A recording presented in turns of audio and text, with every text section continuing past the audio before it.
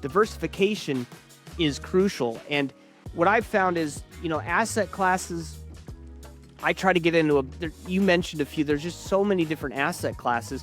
Well, I want to get a little bit into all of them. I tested out car washes. I did, self-storage, industrial, all that, triple net leases. You mentioned debt. And I think it goes with the market, right? Debt is really popular right now because a lot of people got burned with equity. Equity's difficult. Things aren't trading. There aren't deals out there. But debt, that's on the easier side of things, right? It's not as risky. You don't get great returns, but you get solid, steady cash flow, which is what I'm looking for. So it really depends. And that's not really a satisfactory answer. But, I think everyone, kind of the gateway is multifamily. Everybody understands that. Everybody's lived somewhere. Most people have lived in an apartment or something similar to it at some point in time. So it's very easy to understand. So that's kind of the place to start. You're listening to the Accredited Investors Only podcast, presented by Accredited Life. All right, Jim, welcome to the show. How you feeling today? I'm great. Thanks, Peter. Thanks for having me. I'm excited about this. Awesome. Well, thanks for being here. I am excited as well. So let's start with an introduction. Jim, who are you? What are you doing? Why are you here? All that stuff. Well, that's a deep question. I'll stick to the business side of things.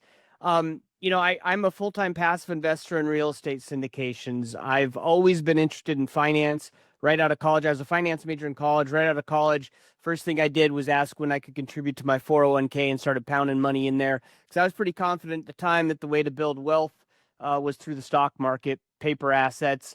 And so my first job, I was a reinsurance underwriter, and I kind of moved through a bunch of different jobs. I was a financial advisor for a while. I was a high school teacher, and I accidentally got into real estate about the same time I was training to become a financial advisor. And what they do is they pretend like you know nothing about money, and they teach you from the beginning.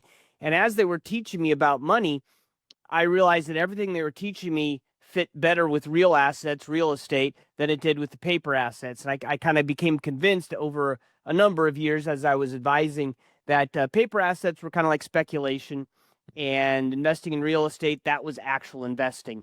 And so my mindset changed, and I got more interested in real estate, and I always prided myself on putting my clients in the same things I was investing in, and I was no longer interested in what the Wall Street companies were selling. I was doing mostly real estate. So I left financial advising and became a full-time active real estate investor. But at the time, I thought I was passive because I was investing in single-family turnkey properties. I did a couple of small multifamily properties, but I always had a property manager, so I thought I was passive.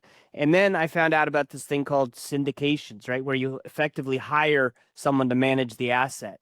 And it was like, explosions going off in my head. I'm like, oh my gosh, I've been active this whole time thinking I was passive.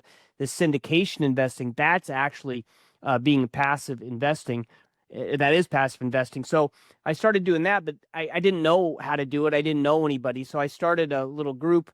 That was the intent, was to start a mastermind. And it was, our first meeting was supposed to be March 18th, 2020. And if you can think back that far, you remember that's when the world shut down for the pandemic. So we couldn't meet in person. I was going to have a little dinner club. We went online, and the next thing you know, we had 500 members. We had a name, Left Field Investors, and we started this community to help people learn and meet operators and meet other people who are doing the same thing. Because if you walk out your front door and you say, hey, to your neighbors, let's talk about personal finance, they're going to be talking about their interest rate on their mortgage, their 401k, and then you're going to say, hey, what about real estate syndications? They're going to think you're nuts. So we started this group, Left Field Investors, and we grew it for about 4 years. And then we eventually merged with Bigger Pockets, who has a huge active real estate community, but they didn't have much on the passive side.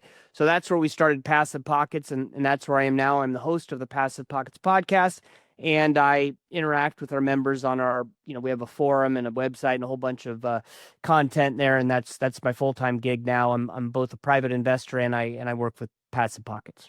Wow.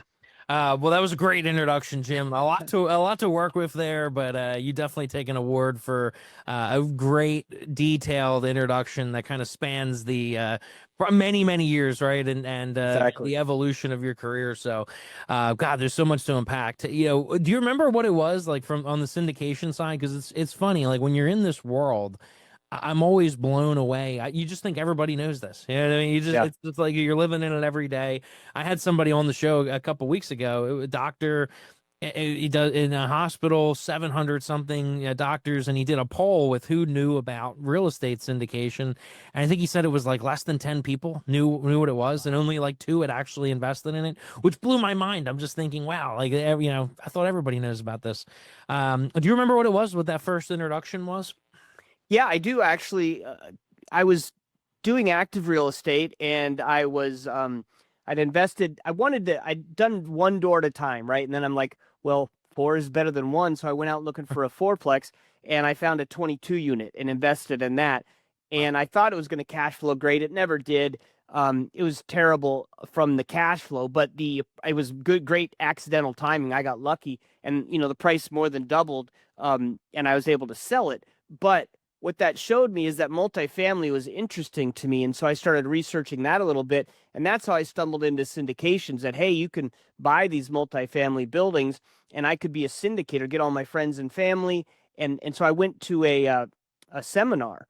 And this is the first time I actually, because I had worked in business before, right? But when you go on a business trip, the company pays for it. It's, you're still paid while you're there, all that stuff. But this time, I went and I paid for it by myself, right? Which was a big step. Like, I'm going to go to a seminar on my own. I'm going to pay for it. I'm going to pay the flights, all that, just out of my own pocket. Yeah. So it was a big commitment for me. And I went there thinking I was going to be a syndicator, because that's what they were training. They were training syndicators. And I was in that seminar for maybe 10 minutes when they started talking about GPs and LPs.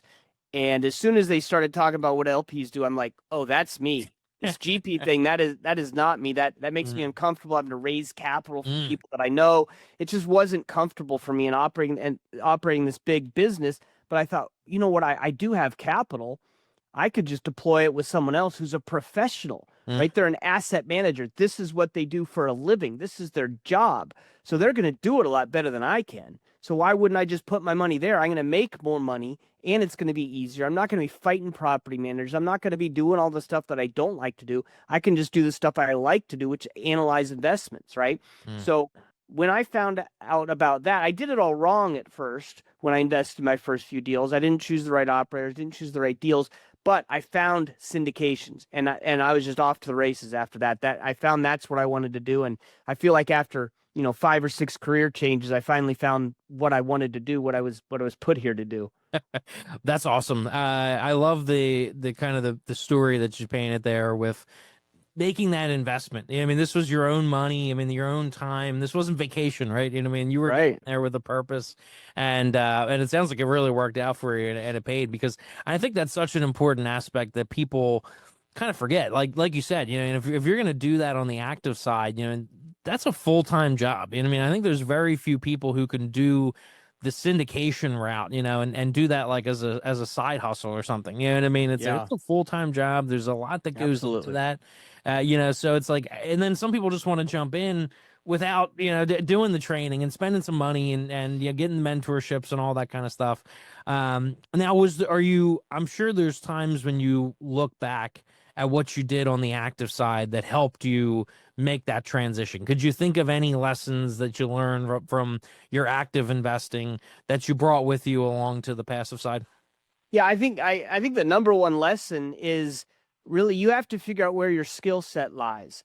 And asset management was not mine. And you also have to understand what you're doing and what you're not doing, right? I called myself a passive investor, but I was managing the property manager. I was getting the loans for the properties. I was doing everything except swinging a hammer. And just because I wasn't swinging a hammer doesn't mean I wasn't active. I was definitely active, and that wasn't my skill set. So I think what I really learned that that helps me is to understand, okay, I want to hire a professional. This is you mentioned it, this is their full-time job. I don't want to hire someone that's going, doing this on the side. There's a side job like I was, right? I was a financial advisor and trying to manage my properties. And because of that, I didn't do it well. So what it really taught me was you want to pick someone who's focused on an asset class, on a market, and has the skills, has expertise, and knows what they're doing.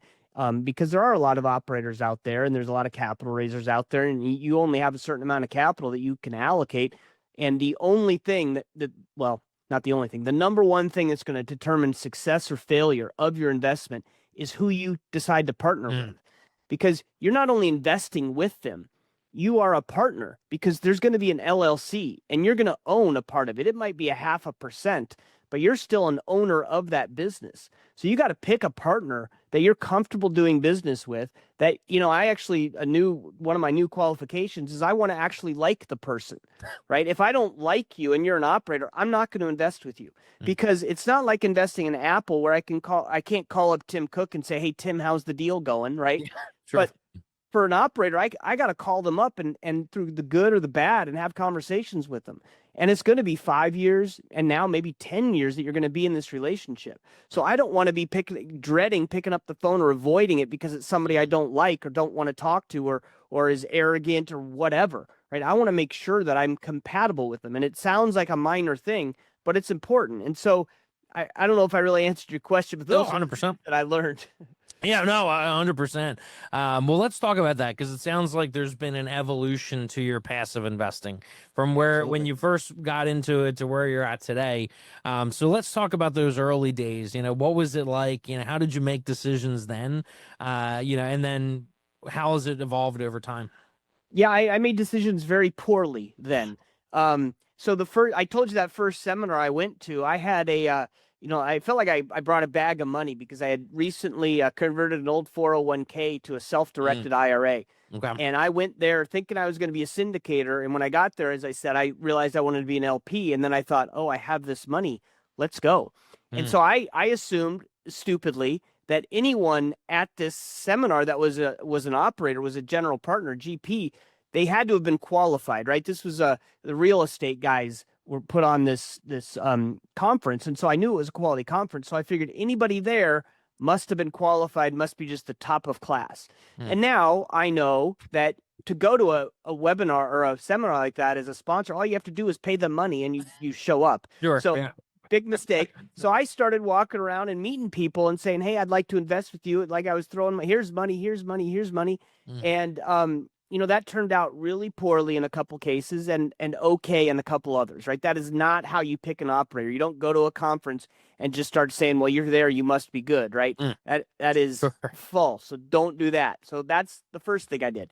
Then I figured that out pretty quickly, like, hey, that's not really the way to do this. So I started listening to a lot of podcasts, went to what everybody calls podcast university, right? I started listening to podcasts, and I'd hear an operator on a podcast, and I'd call them up.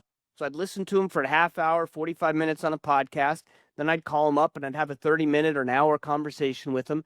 And then I'd have to make the decision, am I going to invest with them, right? I didn't know anything else about them. They could have been awesome operators, or they could have just been awesome podcast guests, right? Sure. Yeah. Or they could be both. And so I made some investments there, and it was much better than my first go round, right? Which is just totally random. This at least was a little bit better. I got to talk to him, so I got the sense of him and all of that, but it still wasn't perfect because I didn't know, right? These are long-term illiquid investments, that you don't know how it's going to turn out. And you have to wait 5 years to find out. Well, if you have capital to allocate, I can't invest in one deal with you and then wait 5 years to invest the rest of my capital to see how it turned out. So I had to come up with a better plan. And that was after we'd started Left Field Investors, and they started realizing that the community was the plan. And, we talked about kind of turning community into a verb where we community the operator. We vet them together. We community a deal. We analyze it together. So community to do community to an operator is now the new way I do it is I don't invest with an operator that's new to me unless they've been referred to me by somebody I know, like, and trust, who is in my community, who has already invested with them. Now, it doesn't mean that this person has invested with them and it's gone full cycle, but I'd like to say at least a year. So the wire when you send it, which is terrifying sending a wire, right? It landed and got there. So that's good. After a year whether reports are coming like they said they would. Whether distributions are coming like they said they would. And if not, you can find out why. So it's enough time to get a sense of it. And so I still do all the same due diligence on the operator myself, but I'm starting from a point of trust, and trust transfers, right? If I trust somebody in my community, or 5 people in my community say, hey, I've invested with this operator and they're great, that doesn't mean it's going to be a success. but that's a heck of a lot better than listening to them on a podcast and not being sure, or meeting them at a conference and not being sure. At least now I have some knowledge, right? And then I do all my other due diligence. So that's the biggest thing I've learned is I don't think that you can be successful in this type of investing without a community or a network of people that you can interact with and share information. Because of the long-term and illiquid nature of these investments, it really has to be community that gets you through. That's my opinion. Oh, yeah, I completely agree with you. I mean, it's your the classic, your net worth, your network is equal to your net worth, that kind of thing. Yeah. How did you? What was kind of the trigger for you to want to start Left Field Investors and all, and have that first dinner? Like, what made you think of that? Well, when I was an active investor, I'd listened to Bigger Pockets podcasts a lot, and they always said, "Hey, if you don't have a meetup in your community, you got to start one." And so in my community, there was a couple of meetups that I didn't really like for active investors, and I went there and they were uncomfortable, and so I thought I'll just start my own. And so we started one. This was probably 2016 or 17, and it's still going. I don't go anymore, Wow. but it's still an active meetup. And what I realized from that is I did a bunch of business with people in that community. We all learned together. We all became friends. It was just a great community. And so when I was transitioning to doing passive investing, I thought I want to do the same thing, but smaller. And because it's passive, we're not going to be doing business with each other like we would if it was active real estate. So I thought just a little mastermind of 10 or 12 people. And that's why I thought, let's just get a little dinner club going. And, the way it happened was we went online, of course, because of the pandemic, and it grew. But that first year, I restricted it to only 50 people because I wanted it to be a mastermind. But, I had friends and neighbors hear about it. I had, former colleagues, former financial advising clients heard about it. And because it was on this newfangled technology called Zoom, it was easy to get guests. Like we had high profile guests who came and spoke to us when we only had 20 people because it was the pandemic. No one had anything to do. So we got some really great guests, and it just kind of grew. And after the first 6 or 10 months, when we had that 50 people at the end of the first year, we decided, hey, we're gonna just open this up because there's so many people interested. And that's when we got the name Left Field Investors. We did a website, then we started a podcast, and it just kind of grew from there. And you're right, most people don't know about this, but when they find out, they're like, your mind is kind of blown, because it really is. If you think about all the wealthy people you know personally, or the wealthy people you know of, right? I challenge you to find any of them that built their wealth through a W-2 salary or the stock market. Most of them, if they're truly wealthy, most likely built that wealth either through owning or investing in actual businesses or real estate. That's how you grow wealth. And a big reason for that is the biggest eroder of your wealth is taxes. And when you have businesses or real estate, you can legally defer or avoid paying a lot of taxes. And that is a huge, huge accelerator of your wealth. Wow, I love it. I love what you're saying there. I love the mind blown concept. The thumbnail for this podcast, Accredited Investors Only, is a suit. It's like looking at somebody from their back, and it's the collar and like a suit jacket, and then the head's missing. It's just because your mind's supposed to be blown, And I think that you're right. I mean, and that's the whole concept of living your accredited life. It's like once you've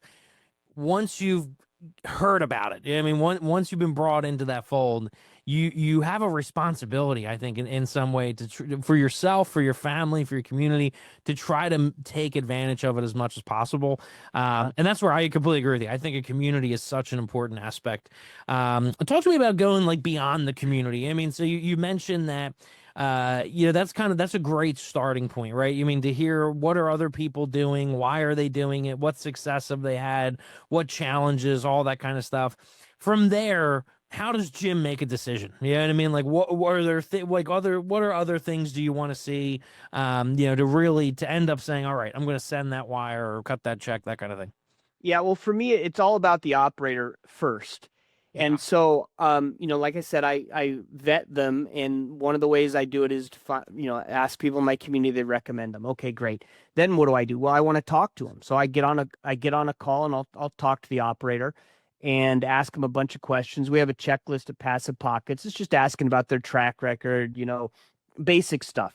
Mm-hmm. And then after that conversation, I will wait a day maybe, and then I'll come up with some questions to ask them. Or maybe they'll send me a deal and I'll ask them questions about the deal. And I'm not investing in that first deal, most likely. I'm just kind of getting to know them a little bit. So they send me a deal. I'll ask some questions. Even if I don't have questions, I will ask them. And this is because the most important thing to me is communication, right? I want to know that you are an effective communicator and will answer my questions. And because think about it, if you're not going to answer my questions before I've invested, what makes you think you're going to start communicating with me after you have my money, right? Yeah. You're not. Yeah. So I ask the questions, then they reply whatever, they give me the answers. That's great. And then I want them to know that I'm a little bit of a hassle, right? I'm not just going to take your questions and leave. I want more. So I will ask them more questions. Again, even if I don't have questions, I'll make some up, ask them more questions. And I want to see, are they going to respond to me in a okay amount of time, 24 hours or something like that? And are they going to be thorough? Because sometimes I'll get an answer that's all these questions were answered in our webinar. Mm-hmm. And my reply to that is, yes, I know. I've watched your webinar. I want to make sure you have these answers and that you're willing to have a dialogue with an investor. Because if you're not, I'm done. Or if you're going to reply to me a week later, I'm done. There are so many operators out there, quality operators. I don't need to be, following up with someone and begging them to answer my questions. That's an easy no. And I've seen it because there's a couple of operators where I thought, oh man, this deal is so good. I know they're not very good at communicating, but I'm going to invest because, this deal, you can't pass this deal up. Guess what? I should have passed that deal up right now, because now maybe the deal is performing, maybe it's not. I have no idea because they won't respond to me. And so that causes me anxiety and stress. And I don't need anxiety or stress in my investments other than the, how they're going initially. And I'm sorry, can we pause real quick? Yeah. Do your thing. Mm-hmm. I don't know what happened. Can you still see me? Yeah, you look good, sound good. All right, hold on. The screen there we go. Okay, we're back. Sorry about that. Yeah. It happens sometimes. My computer just goes blank and I can't see what I'm doing. All right. My apologies. No worries. What were we saying? We were talking about the communication of the operator. Oh, yeah. Okay, so I can pick up on that. So it is critical to me that they communicate effectively. Other things that I'm looking at now, track record was always important. What's their experience? Well, now it's easier to evaluate someone's track record, in my opinion, because over the last 5 years, there's been all kinds of bumps and everyone has the bruises, right? Sure. So now I can see, how did that go? Because we used to ask, have you ever had a capital call? And that was an automatic no, right? If you had a capital call, I'm out. Well, now I can ask, have you ever had a capital call? And if so, how'd you handle it? How'd you do? Because a capital call doesn't mean, no, I'm not going to invest with you. Now, if you were sending out reports and you sent one out April 1st that said, hey, everything's great, and then April 7th, you said, everything's great, but we need capital. Yeah. Okay, that's different than I have an operator who's been telling me for 18 months we might have a capital call and get ready. And it still hasn't come, but I appreciate that. I have another one who did a capital call, sent me an entire pitch deck as if it was a new deal to evaluate the capital call, and gave me all the reasons why. And I was like, okay, I'll contribute to that one. So there's some that I would, some that I wouldn't, but I want to know, how did you get through this period? Another thing that I want to know is what's not only your track record, but your experience in what you're doing now. Because one of the biggest errors I made is there was a guy who was doing turnkey single family homes in Dallas. And the Dallas market got to the point where those weren't profitable anymore. So he decided then he was going to go do small office buildings in Dallas. And I thought, well, he was great at turnkey, so I'm sure he'll be great at this other thing.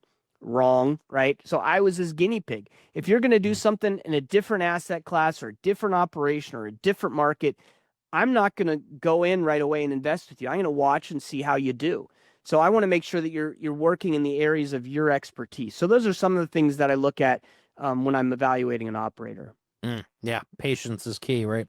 Absolutely. I love what you're saying too about the communication, and I pride myself on it. I'm always shocked by how many people tell me they're ending an investment with somebody else, not because it didn't go well or they didn't do what they said they were going to do, but because they just couldn't stand, weeks and going by where they have an unanswered question, email, phone call, whatever it is. It Yeah. boggles my mind. And it just kind of shows you what somebody values and doesn't value, right? It's as if they're not getting back to you, then they don't value it. And to your point, it's just adds a lot of unnecessary stress to the whole Yeah. situation. And as a passive investor, ideally you're being passive because you want to focus on other parts of your life and things like that. You don't need stress from your portfolio creeping into other things, and you're thinking about it when you're with your kids or grandkids and your friends, Right. and vacations and things like that. And also, I love what you're saying there, and just the approach that you take to it, because even that involves some patience, right? You mean you're asking questions, you're asking kind of rounds of questions and seeing how it's responded to and all that kind of stuff. Yeah. So I love that. Let's talk about, just kind of the evolution of left field investors into passive pockets and all. I mean, that's got to be really exciting. It's happened, pretty quickly and all. And what gets you excited moving forward for passive pockets and the opportunities? Yeah, I think left field investors we were a small, little niche community, and we still are as passive pockets. And the reason that we did this partnership is because at left field investors, we did not have the resources to support the community in the way we wanted, right? We had a small team. We were all kind of volunteering our time. This wasn't our full-time gig. And, we couldn't generate the revenue to pay the people that were doing all the work. And so it became really frustrating and hard to keep going. But the mission was what was important to all of us. There's 6 founders of LFI, and all of us, the community was super important. We didn't start it for money. We weren't looking to get rich. We were just looking to support the community that we loved.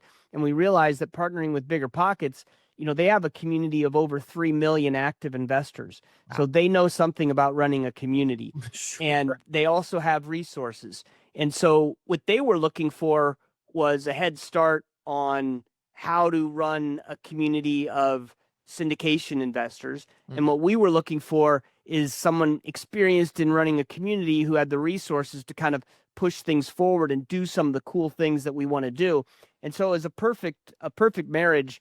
And, the people at Bigger Pockets, I thought it would be kind of like, big corporate people coming in, and man, they've been great. They understand and recognize the expertise that left field investors has, and they recognize and understand the culture of the community that not that the founders built, but the members built, right? That's the most important thing. And I think the best thing about our community is the culture that was built. And Bigger Pockets was, very honest and open that they wanted to maintain that culture, and they wanted to just put resources into the community. And so, there's a lot of exciting things happening. We're having, I don't know when this is coming out, but we're having our Passive Pockets Summit coming out the beginning of May, which we've done a couple of times as left field investors. This will be our first as Passive Pockets. Excited about that. We have a bunch of, we do deal reviews where operators will come on and they'll pitch their deal to a panel of 3 experienced LPs. And then the LPs will ask questions, and we purposefully ask the tough questions so that LPs can see how you can ask an operator a tough, maybe even uncomfortable question, and it's the operator's job to answer that. You're gonna send them $50,000 or $100,000.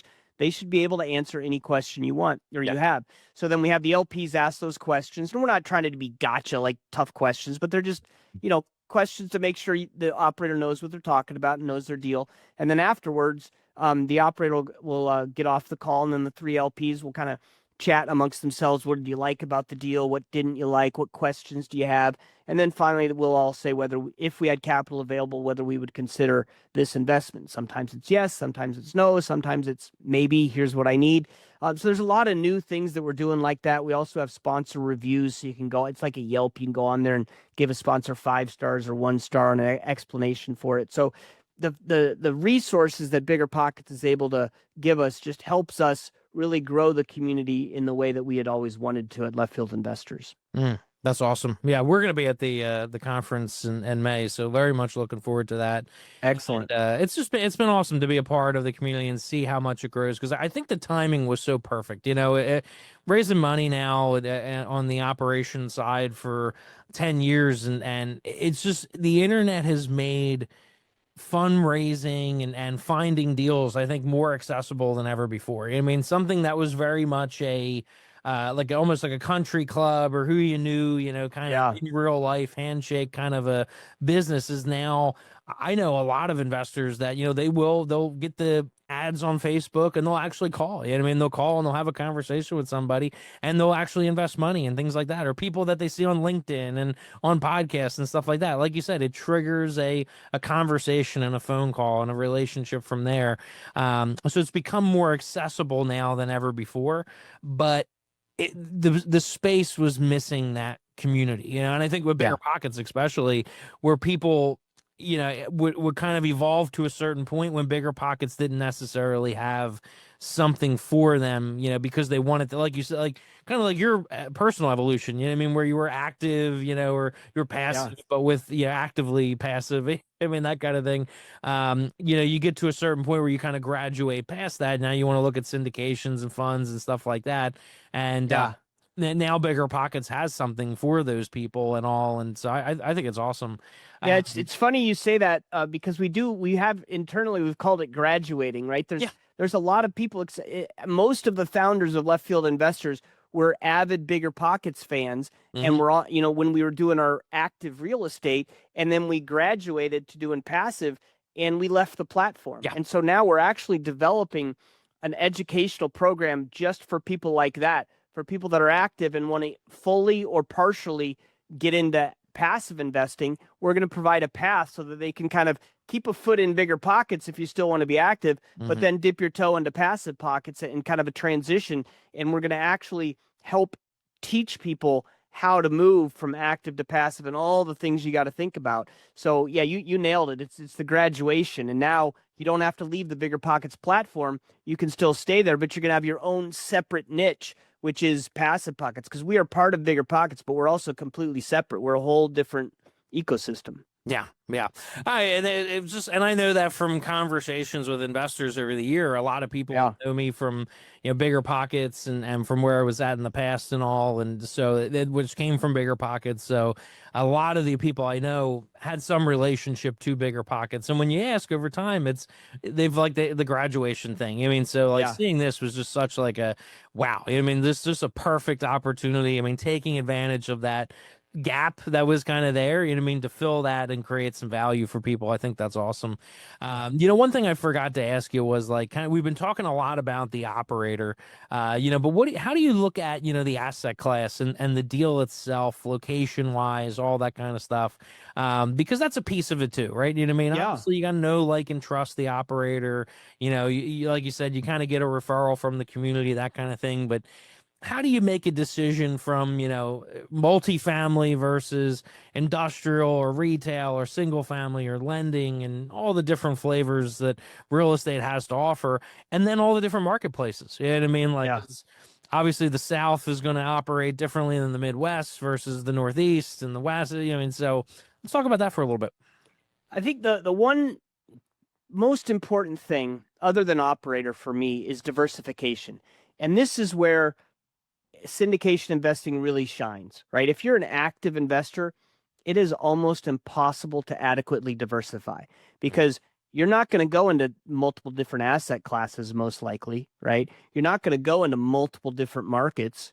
You're certainly not going to go and invest with multiple different operators because you're the operator, right? Yeah. So at least in those three ways, I like to diversify by operator, by asset class, by market, right? That's at a minimum.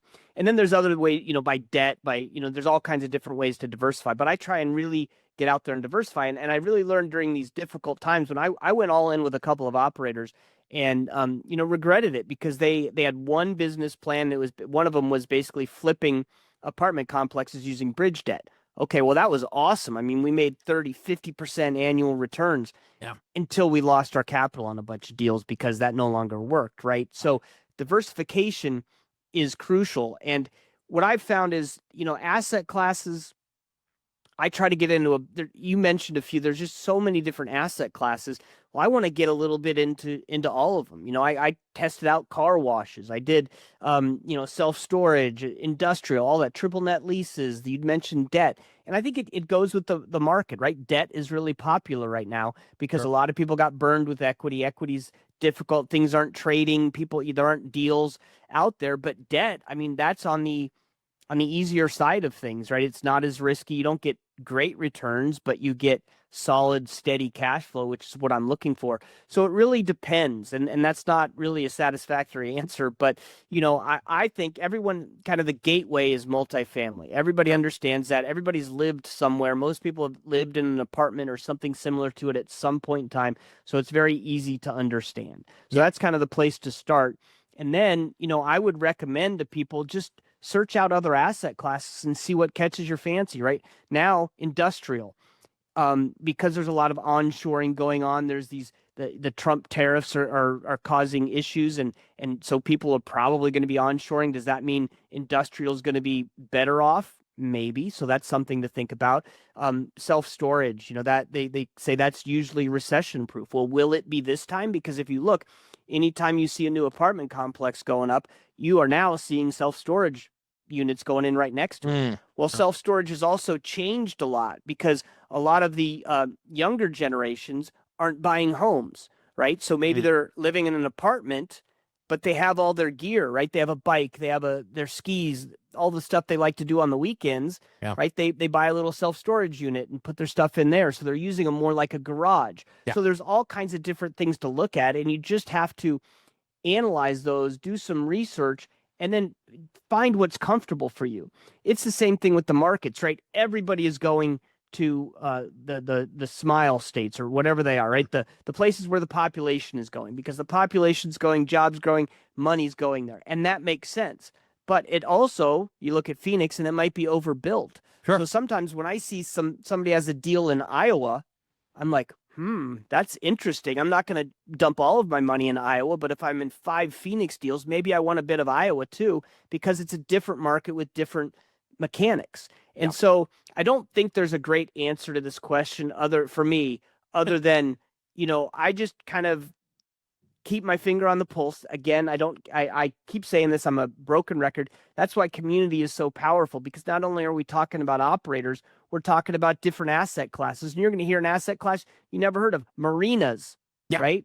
Yeah. That's fantastic. Now with the recession possibly coming, maybe marinas aren't as exciting as I thought, because that's discretionary spending and that could have a difficulty. But then I think a marina is on a lake, right? There isn't competition or much, because if you're near the marina, if you have a house or a rental, you're going to use that marina, and there isn't one going to be put in right next to it. And if you can get 10 marinas and roll them up and then sell it to a REIT, that's interesting to me. So I wouldn't have known anything about marinas except somebody in my community put a post on the forum and started talking about marinas. So that's kind of my thing, is if you're in a community, whether it's Passive Pockets or some other community, you're going to be exposed to all this new stuff, and then you can kind of piecemeal it. But I think diversification is the key. So I don't know if that fully answered your question, but that's kind of how I look at it. Jim, I thought I was giving you a layup for community again, because in my mind that was the answer. You know what I mean? It was the community, because in the community there's going to be different people doing different things. And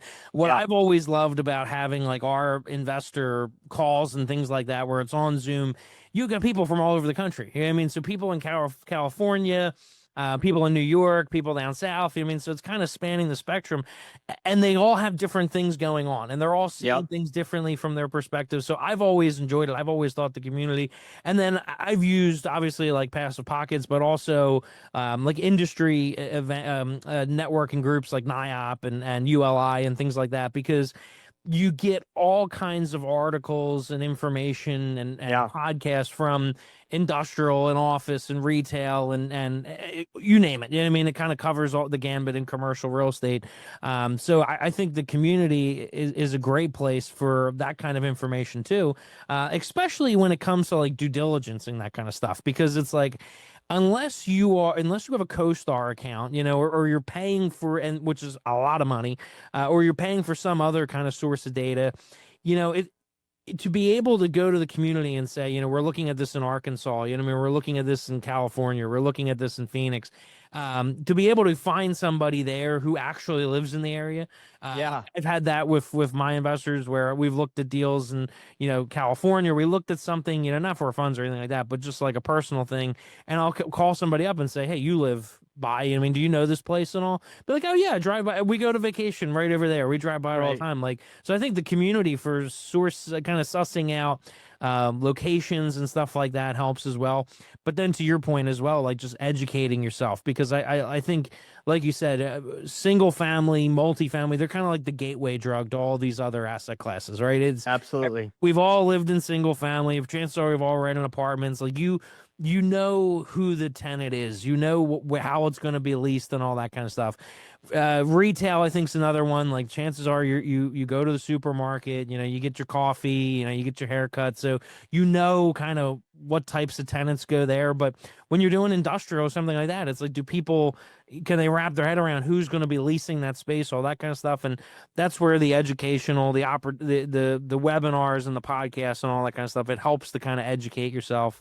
And to your point, find some diversification within, because different asset classes are going to operate differently at different times in the market, depending on what's going on.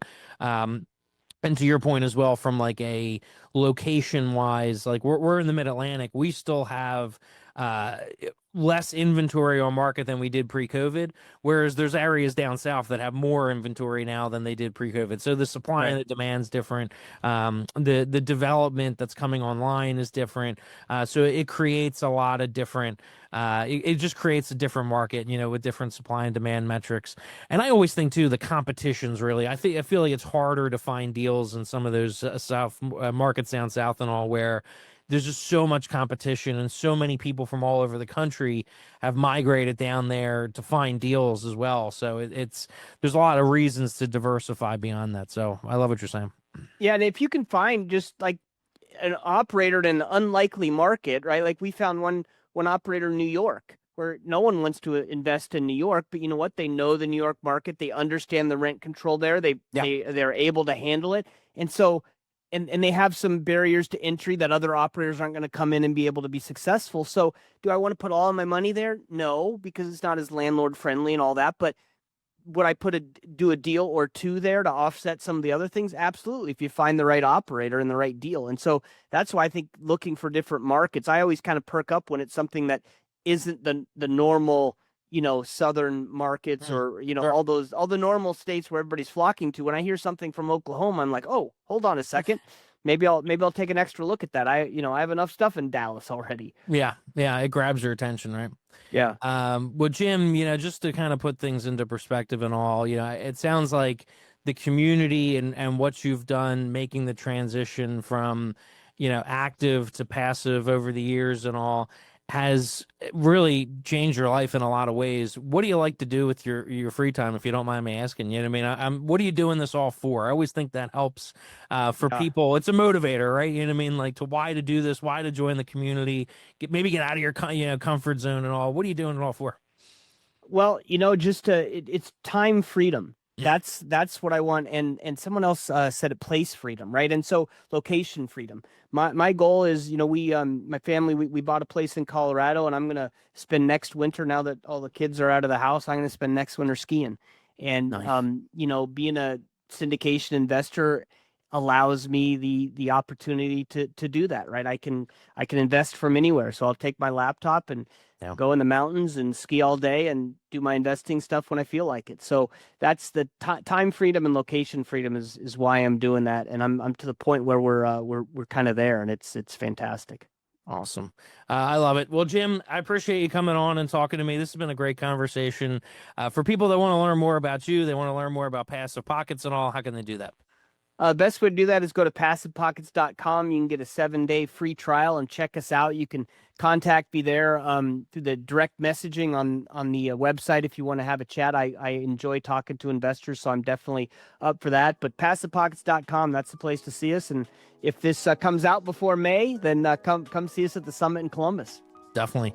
Awesome, Jim. Well, thank you so much. I appreciate you being here. Thanks, Peter. Thanks for having me.